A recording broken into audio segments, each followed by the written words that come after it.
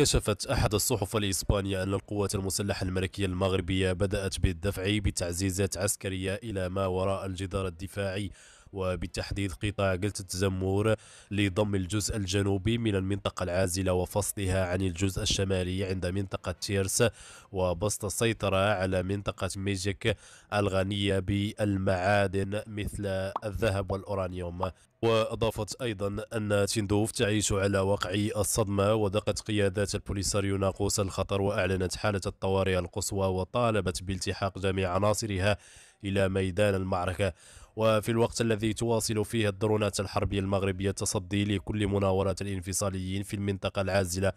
تحاول بعض قيادات الجبهة الانفصالية الترويج لقرب الحصول على دعم جزائري لتزويد البوليساريو بأسلحة متطورة وطائرات حربية مسيرة من صنع إيراني، وبالتالي نقل الحرب إلى داخل